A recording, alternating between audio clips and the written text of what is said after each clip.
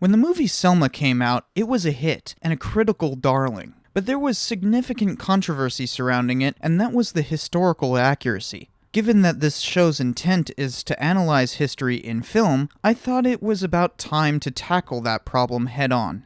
After having watched the movie, though, I think the fact-checkers have actually gone too far. We'll get into that and more, because this film shows you what I've been saying all along on these episodes, that it is a good historical movie if the inaccuracies do not affect the narrative. And Selma is just that, a good historical movie. An inspirational one at that, but it only slips into that category. I had a difficult decision in proclaiming this one good, because there are some problems, but I don't think they affect the narrative. The civil rights movement had been producing significant results since the end of World War II in the fight to end segregation. It kind of officially achieved that with the 1964 Civil Rights Act, but enforcement was poor at best, especially where voting rights were concerned. Several states used coercive measures to keep black people from registering to vote, ensuring that they would stay in an inferior legal position to white people. If a Negro tries to register, actually musters up the courage to go in that courthouse, that their name and address is published in the paper. But the poll taxes got to be our focus first. No. And they expected to pay for every year they weren't legally registered before they can register. Now, what the hell is that? Voting vouchers. Is that the number one issue? But if you're a Negro, the only way you can vote is if an approved registered voter vouches for you. Many of those laws survived the Civil Rights Act because they were technically not racially selective, even though in practice they really were. A group called the Dallas County Voters League, later joined by the Student Nonviolent Coordination Committee, SNCC for short, had launched a campaign in Selma to get black voters registered in 1963. By getting black voters registered, they could find discriminatory cases that were able to be tried in court, and that is precisely what happened with several people. Now that there were actual cases to be made, the DCVL brought in a larger organization than SNCC to fight for voter registration. The Southern Christian Leadership Conference, with Martin Luther King as its head, pivoted to the new primary issue of voting rights and used Selma as the battleground. After some local protests were broken up violently, ultimately leaving a man named Jimmy Lee Jackson mortally wounded in a cafe by a malicious policeman, the SCLC proposed a long protest march. They started on the 50-mile walk from Selma to the state's capital in Montgomery on March 7, 1965, but didn't get very far. As soon as they crossed the bridge that separated Selma along the county line, coincidentally named after a Confederate officer and a high-ranking KKK member, police, state troopers, and vigilantes attacked the procession in a coordinated and brutal fashion. It was so horrendous that newspapers called the event Bloody Sunday. Because it was well publicized, thousands of people came from across the country to take part in another march. A second march was staged, this time with King in the front of it. A court order had mandated that the march could not cross the county line at the bridge. But when they came to the top of the bridge again, the troopers actually made way for the marchers. The entire procession kneeled in prayer, and then King turned them around, keeping in line with the court order, but confusing the rest of the marchers. Because of this, the second march became known as Turnaround Tuesday. During the night, the KKK assaulted 3 white protesters, beating one of them so badly that he died within hours. Several protests were organized in Montgomery because of the failure of Turnaround Tuesday, one of which ended in violence by state troopers, and protesters even rioted in response. A sit-in was staged at the White House to try to get Lyndon B. Johnson to sponsor federal legislation. He did just that 4 days later, on March 15th, though he had been working on it since Bloody Sunday, with perhaps his most famous speech of his career. Because it's not just Negroes, but really it's all of us who must overcome the crippling legacy of bigotry and injustice. And we shall overcome. 2 days later, a federal court ruled in favor of the SCLC's proposed march on Alabama's capital, and that's just what they did beginning on the 21st. After 5 days of marching, they arrived in Montgomery, where King gave a speech and a petition for voting rights legislation was handed off to Governor George Wallace's secretary, though his racism meant that he wouldn't see hide nor tail of it. Later that night, a white protester by the name of Viola Liuzzo was gunned down by some KKK members driving past her car. She was the final victim of the violence related to the Selma voting rights protests. This movie goes out of its way to be accurate. The marchers are staged to match archival footage, and the general events line up perfectly. The film could not procure the rights to King's actual speeches, which are technically still copyrighted. Even though they could have claimed fair use and used the actual words, they instead paraphrased quite succinctly, to the point that I thought I was listening to an actual speech at one point. The LBJ speech, on the other hand, had no qualms with simply quoting him. For the most part, actors just nail mannerisms of these folks. This recreation of Selma has been done before, so they were retreading some ground. But the story is more involved than Selma, Lord Selma, and far superior in fidelity and quality. The best part is where the movie shows the way that the whole thing was organized. We really get to see the ideology behind Selma and what made it tick. But what we do is negotiate, demonstrate, resist. And a big part of that is raising white consciousness. And in particular, the consciousness of whichever white man happens to be sitting in the Oval Office.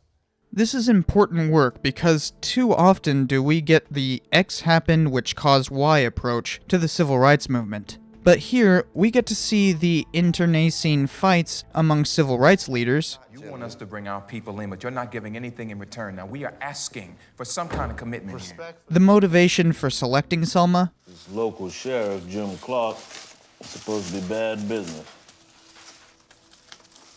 Won't go down without a fight, they say. And since we don't fight, well, good a place it dies in, I guess. And the reason for so much momentum being necessary in obtaining voting rights. There have been thousands of racially motivated murders in the South, including those 4 girls. You know the astounding fact that not one of these criminals who murder us when and why they want has ever been convicted. Not one conviction, because they are protected by white officials chosen by an all-white electorate, and on the rare occasions that they face trial, they are freed by all-white juries. For instance, just listen to this speech. And you are the man dismantling your own legacy with each passing day. No one will remember the Civil Rights Act, but they will remember the standoff in Selma when you never even set foot in this state.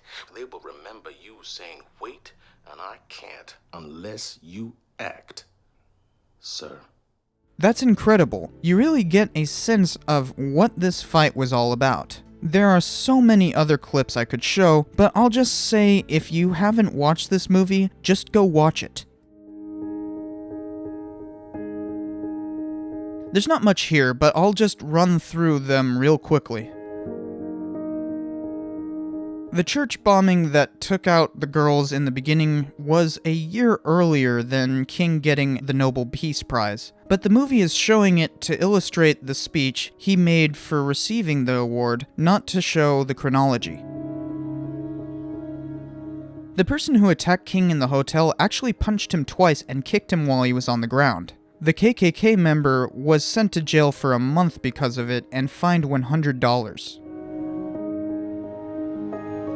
Some of the SCLC leadership was in on the Turnaround Tuesday secret. It was understood by them as part of complying with the court order and avoiding another Bloody Sunday. But the movie is correct in saying that it was a surprise to everyone else.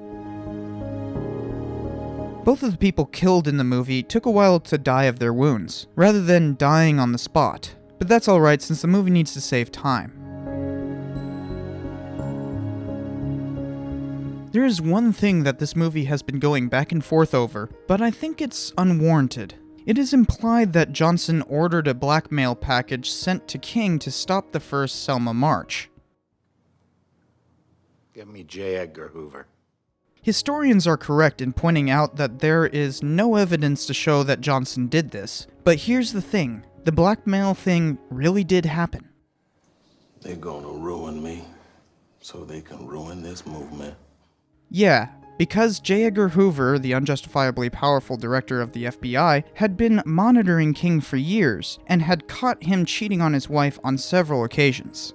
The blackmail incident happened sometime in early 1965, though we don't know when, but it never caused much of an effect on King or his wife, because he had already confessed his wrongdoings to her beforehand. So yeah, the implication is incorrect, but it is only implied through montage, nor does it make a big difference for the narrative. Instead, we see the differing stances on what needs to be accomplished first between MLK and LBJ, which is quite accurate. What the movie gets wrong on this front was that it does not show the stress that LBJ was under because of Vietnam. It keeps talking about the Great Society legislation that he proposed almost a year prior.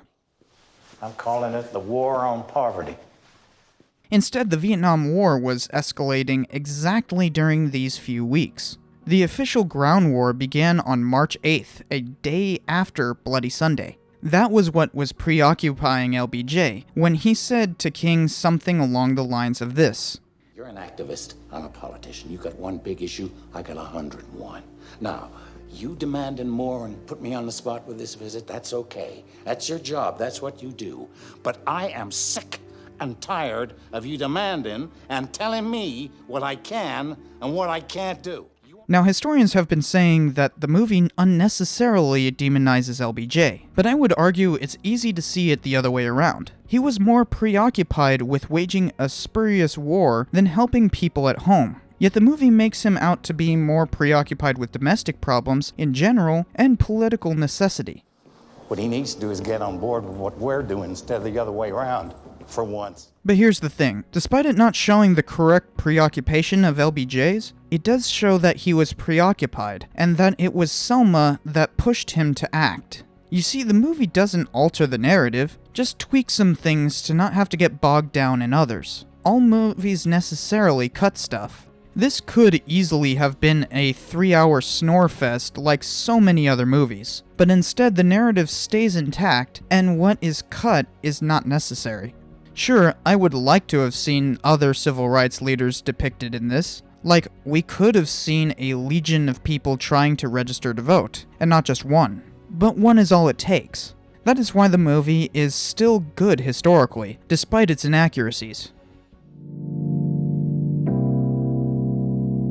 Now, you know that I researched this stuff prior to watching, although I didn't used to.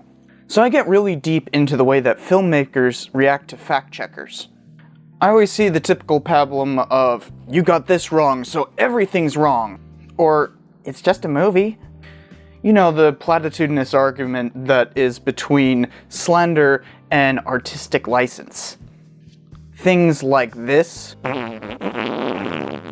Or this. I've been doing this series for a while now, and I had to develop a mode of critiquing based on the true stories. But this movie in particular made me have to kind of reassess. That being said, I think my original assertion from last year is still correct. You don't get to have artistic license when dealing with the truth, not at least if you're changing the narrative. What really set me off on this is when I saw the director of this movie wrote an editorial saying, "It's not a documentary, I'm not a historian, I'm a storyteller." Now that's just idiotic. Historians are also storytellers. They're just forced to use evidence to show that their story is true. Besides, no worthwhile historian claims to be 100% accurate. We make mistakes, as I do all the time on this channel. Why do you think we're arguing all the time amongst each other? Just as historians are allowed to make errors, artists are allowed to purposefully flub stuff, as long as it does not affect the narrative. Furthermore, there is a difference between facts and interpretation. What historians are angry about with this is the vilification of LBJ. And, funny enough, Most of those historians are from the LBJ library, so they have a vested interest in their particular narrative. But as I showed earlier, that is an interpretation, not a fact. If you can't differentiate between the two, then you should make fiction, not based on a true story movies. This is a competent movie, but if the director is going to be this kind of foolish, then maybe she should stay away from these kinds of movies from now on. With real people and true stories, you don't get to take artistic license to the point of changing the actual narrative, without incurring the ire of the historical community.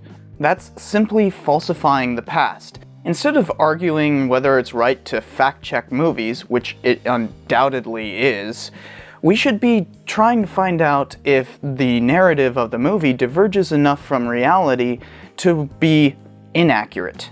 History is the story of us, and Selma is an important component of that story. So telling it correctly is vital to understanding ourselves. It is a building block to reality, and to be inaccurate, as in to get the overall narrative incorrect, is simply to breed ignorance. So how does this movie stack up to this measure? Does it actually help us understand reality? Does the movie Selma misrepresent the actual events narrative? No. It actually strengthens it and gives it new life. It has its faults, but none too great to affect the narrative, and that's what counts. Selma is a good, based on a true story movie.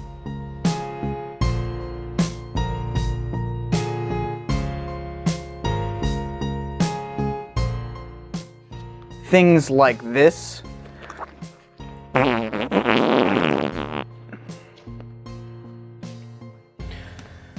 or this,